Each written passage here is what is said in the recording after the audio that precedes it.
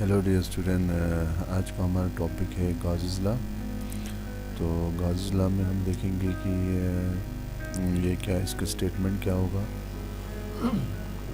और इसका mathematical derivation क्या होगा। तो इस टॉपिक में हम कवर करेंगे जो टॉपिक, वो टॉपिक होगा सबसे पहले गाज़िस लॉ का स्टेटमेंट क्या है, ये हम डिस्कस करेंगे। और दूसरी बात, गाज़िस लॉ का जो डेरिवेशन है ये कैसे होगा। और तीसरी बात जो है इसकी एप्लीकेशन कहाँ होगी गाज़िस लॉ की। तो ये तीन सब टॉपिक जो है ना आज के टॉपिक में हम डिस्कस करेंगे। तो आइए चलते हैं, सबसे पहले अब स्टेटमेंट की तरफ जाते हैं कि गाज़िस लॉ का स्टेटमेंट क्या कहता है। तो सबसे पहले अगर हम स्टेटमेंट की बात करें तो स्टेटमेंट, तो डियर स्टूडेंट, गाज़िस लॉ का स्टेटमेंट क्या होगा। इससे पहले प्रीवियस लेक्चर में हमने इलेक्ट्रिक फ्लक्स के बारे में डिस्कस किया था। उसके बाद उसके लिए आप वीडियो देखना चाहें तो मैं आइकॉन में या डिस्क्रिप्शन में लिंक दे देता हूँ, आप वो ज़रा देख लीजिएगा इलेक्ट्रिक फ्लक्स के बारे में। तो गाज़िस लॉ का जो स्टेटमेंट है वो कहता है कि it states that Gauss's law states that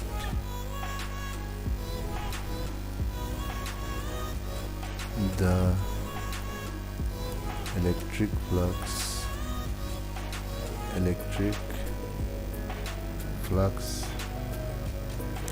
through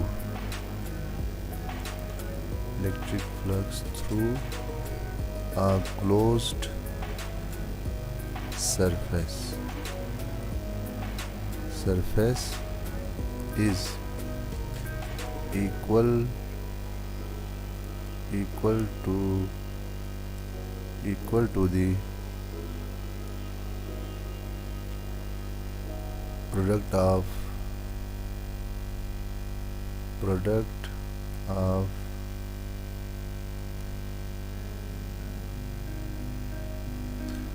1/epsilon naught times total charge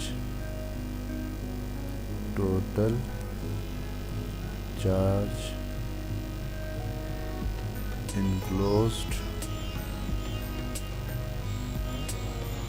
by that surface। तो डियर स्टूडेंट, ये गाज़िस लॉ का सिंपल स्टेटमेंट है कि स्टेटमेंट के मुताबिक इलेक्ट्रिक फ्लक्स से रिलेटेड कह रहे कि जो इलेक्ट्रिक फ्लक्स किसी भी चार्ज के लिए थ्रू अ क्लोज सरफेस, यानी जो सरफेस है वो क्लोज सरफेस हो, तो उस सूरत में जो इलेक्ट्रिक फ्लक्स वो किसके इक्वल हो जाएगा, product of 1/epsilon naught times total charge enclose by that surface. इसका मतलब क्या हुआ कि अगर हम इसको फार्मूले के हिसाब से लेना चाहें तो जैसे आपको प्रीवियस लेक्चर से मालूम होगा कि इलेक्ट्रिक फ्लक्स को हमने किससे शो किया था, फाई ई से, दैट्स मीन इलेक्ट्रिक फ्लक्स। और इलेक्ट्रिक फ्लक्स फिर यहाँ पे किसके इक्वल हो जाएगा, 1/epsilon naught times total charge enclose by that surface. तो यहाँ पे डियर स्टूडेंट क्यू क्या है, क्यों यहाँ पे टोटल चार्ज है, टोटल चार्ज, और जो एप्सिलॉन है वो परमिटिविटी।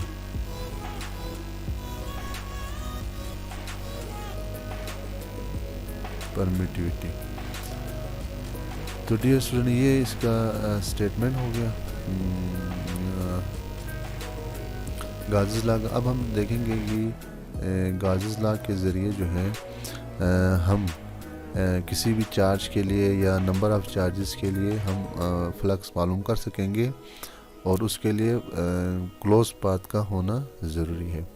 उससे पहले फिर यहाँ पे हमें एक चीज़ डिस्कस करना पड़ेगा। एक टर्मिनोलॉजी है, उसको आपको क्लियर होनी चाहिए, जिसको हम कहते हैं गाशियन सरफेस। Gaussian surface. तो गाशियन सरफेस क्या है ये पहले क्लियर करवा देते हैं, फिर उसके बाद फिर हम आगे चलते हैं, क्योंकि इस टर्मिनोलॉजी का क्लियर होना ज़रूरी है। लेट्स सपोज कि हमारे पास एक चार्ज है। तो हमें मालूम है कि ये जो चार्ज है इसका जो फील्ड है, इलेक्ट्रिक फील्ड जो है वो इस तरह बनेगा। ये इसका इलेक्ट्रिक फील्ड है। अच्छा, अगर हम इस फील्ड को एक इमेजिनरी क्लोज लाइन से कवर कर दें, लेट्स सपोज कि हम यहाँ पे एक इमेजिनरी लाइन बनाते हैं। लेट्स सपोज कि ये हमारा एक इमेजिनरी सरफेस है। तो ये जो आपका इमेजिनरी सरफेस है, ये क्या कर रहा है, ये इस चार्ज को इनक्लोज कर रहा है। तो इस सरफेस को, यानी इस इमेजिनरी लाइन को या सरफेस को जो कि क्लोज है, इसको डियर स्टूडेंट हम क्या कहेंगे, गाशियन सरफेस कहेंगे। तो आई होप सो कि ये चीज़ आपको क्लियर हो गया होगा। उसके बाद फिर हम चलते हैं कि अगर हमारे पास एक चार्ज है और कुछ सरफेस क्लोज है, यानी क्लोज सरफेस है, तो उसके लिए फिर हम गाज़ लॉ को कैसे अप्लाई करेंगे। तो हम डेरिवेशन की तरफ चलते हैं। तो डियर स्टूडेंट, यहाँ से हम कंसिडर करते हैं कि हमारे पास एक पॉजिटिव चार्ज है, यूनिट पॉजिटिव चार्ज है। लेट्स सपोज कि ये आपके पास Q है। जब Q आपके पास सरफेस है, तो इसके लिए जो गाशियन सरफेस बनेगा वो कैसे बनेगा। तो इसका जो गाशियन सरफेस है, गाशियन सरफेस, तो गाशियन सरफेस जो है वो इसके लिए ऐसे बनेगा। लेट्स सपोज कि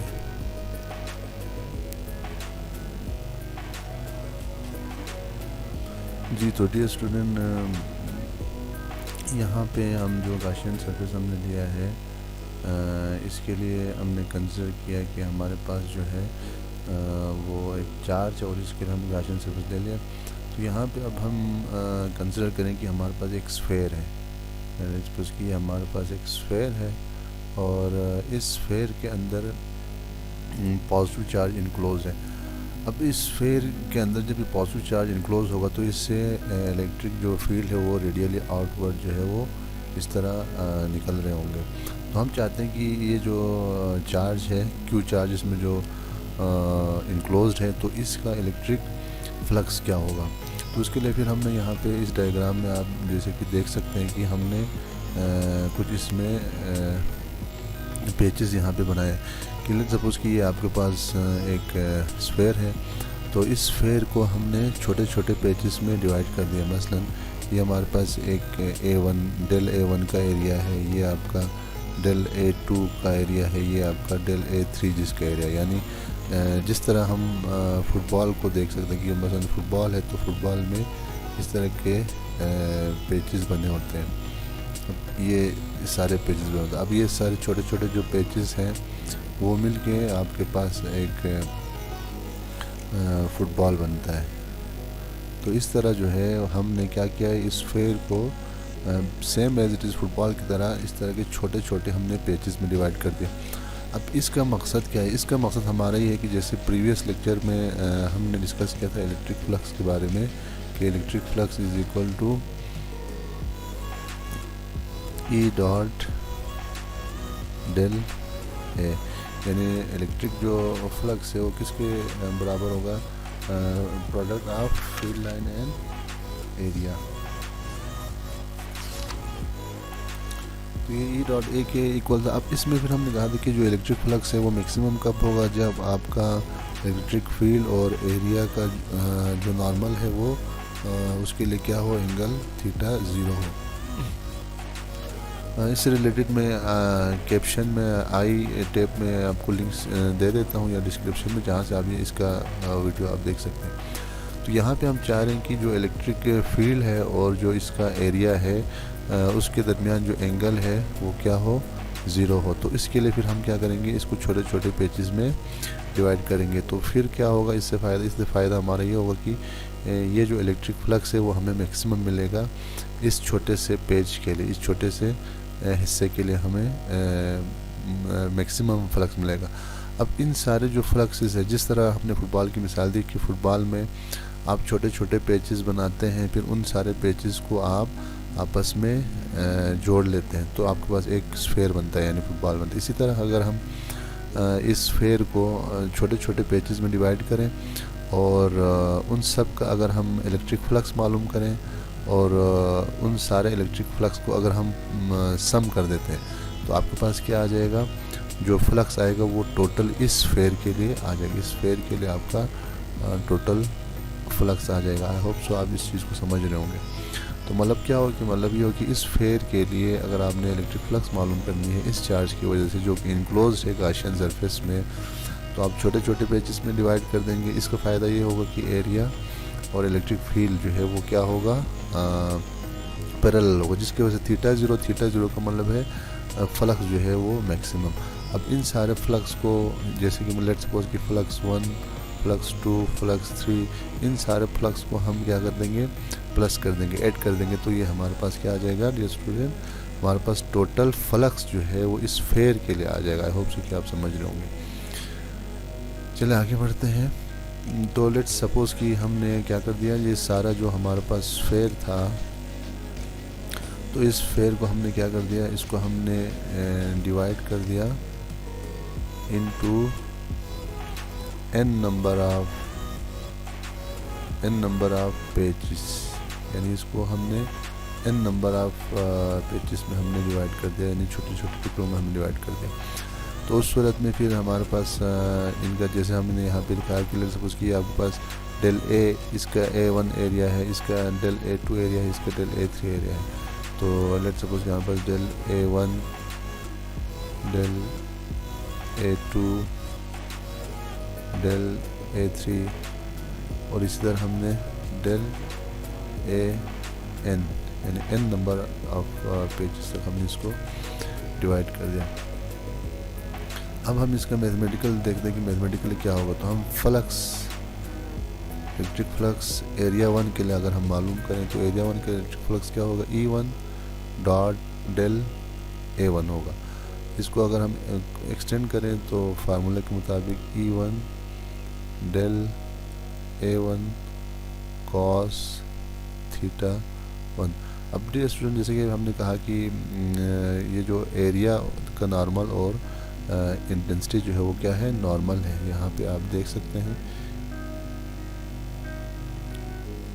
जैसे कि आप यहाँ पे देख सकते हैं कि ये जो आपका E है और एरिया, ये दोनों क्या है डियर स्टूडेंट, एरिया का नॉर्मल और E पैरेलल, यानी कि थीटा 0 है। तो इसका मतलब है यहाँ पे हमारे पास क्या आनी चाहिए, थीटा की जगह पे 0 आ जाएगा। तो ये E डेल A1 कॉस 0, और कॉस 0 हमें मालूम है 1 के बराबर है। तो हमारे पास जो फ्लक्स की वैल्यू आ जाएगी E डेल A1 आ जाएगा। ये हमारे पास लेट्स सपोज की इक्वेशन 1 है। अब चूँकि यहाँ पे जो कॉस थीटा है तो कॉस 0 है, कॉस 0 1 के इक्वल होती है। तो ये आपका ये, इस तरह हमारे पास फ्लक्स E2 यानी दूसरे एरिया के लिए, जिससे हमने कहा कि डिवाइड हमने कर दिया था, तो दूसरे एरिया के लिए आपके पास क्या होगा, E डेल A2 होगा। इसी तरह थर्ड के लिए क्या होगा, E डेल A3 होगा। और इसी तरह हमारे पास जो है सिमिलरली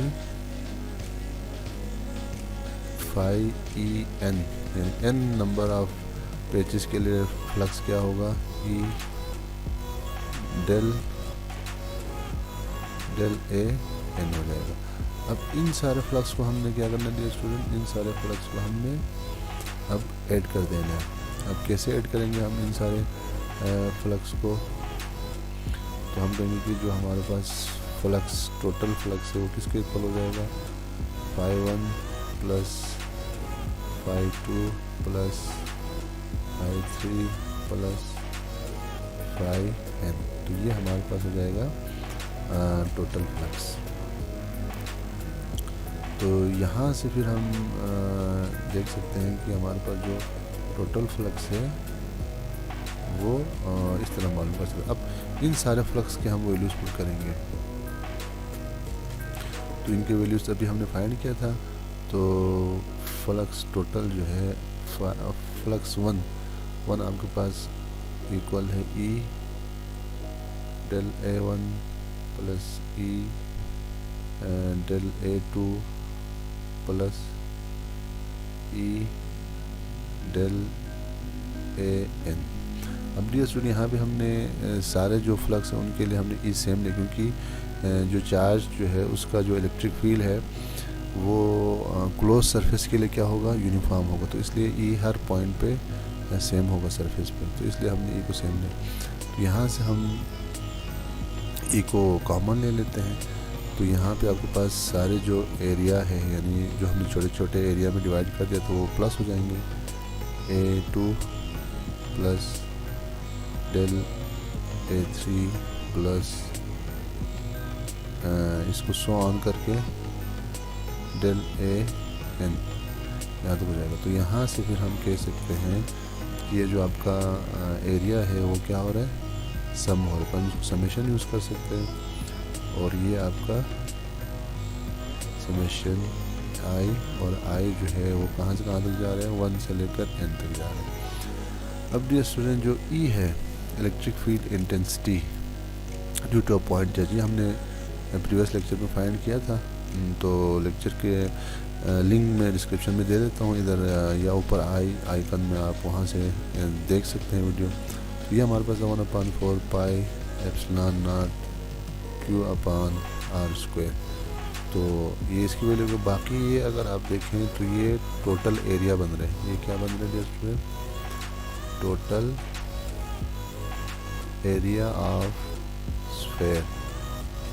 तो टोटल एरिया ऑफ स्फेयर जो है वो हमारे पास क्या होगा, जो स्फेयर का एरिया है वो 4 पाई r²। तो ये आपके पास आ गया एरिया ऑफ द स्फेयर। यहाँ से हम लिख सकते हैं कि जो आपका फ्लक्स है, टोटल फ्लक्स वो इक्वल हो जाएगा r² और r² यहाँ से कैंसिल हो जाएगा, r² और r² कैंसिल, 4 पाई और 4 पाई कैंसिल। तो हमारे पास क्या बचा, सिर्फ Q/एप्सिलॉन नॉट।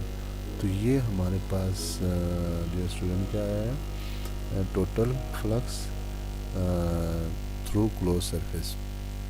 तो यहाँ से आप देख सकते हैं जो हमने पहले डेफिनेशन में आप लोगों को बताया था कि जो गाज़ेस लॉ के डेफिनेशन के मुताबिक किसी भी क्लोज सरफेस के लिए जो फ्लक्स है वो किसके इक्वल होगा, 1/ε0 टाइम्स टोटल चार्ज। यहाँ पे क्यों क्या है, टोटल चार्ज, टोटल चार्ज। अब ये क्वेश्चन आपको बता रहे कि जो फ्लक्स है किसी भी क्लोज सरफेस के लिए, जैसे हमने गाशियन सरफेस को क्लोज सरफेस दिया था, उस क्लोज सरफेस के लिए जो इलेक्ट्रिक फ्लक्स है वो ज्योमेट्री ऑफ द सरफेस पे या ऑब्जेक्ट पे डिपेंड नहीं कर रहे, वो सिर्फ और सिर्फ किस पे डिपेंड कर रहे हैं, टोटल चार्ज इन क्लोज पे डिपेंड कर रहे हैं। यानी कि उस सरफेस पे, क्लोज सरफेस में कितने चार्ज स्टोर हैं उस पर डिपेंड कर रहे हैं, और मीडियम पे डिपेंड कर रहे हैं कि आपके पास मीडियम जो है वो कौन सा है, उसकी परमिटिविटी पे डिपेंड कर रहे हैं। तो डियर स्टूडेंट ये था गाज़ेस लॉ। तो इस लॉ के मुताबिक आप जो है फाइंड कर सकते हैं फ्लक्स को। एक दफ़ा फिर हम इसको देख लेते हैं। शुरू में हमारे पास जो है गाज़ेस लॉ को जो हमने डिफ़ाइन किया था, तो उस इक्वेशन पे अगर उस स्टेटमेंट पे हम जाते हैं तो स्टेटमेंट हमारे पास यही था। जैसे आप देख सकते हैं कि स्टेटमेंट हमारे पास था कि हमने कहा था कि जो गाज़ेस लॉ है उसका स्टेटमेंट हमने देखा, उसके बाद डेरिवेशन और इसकी एप्लीकेशन, क्योंकि वो जो बहुत लंबा होता है एप्लीकेशन हम अगले वीडियो में हम डिस्कस करेंगे।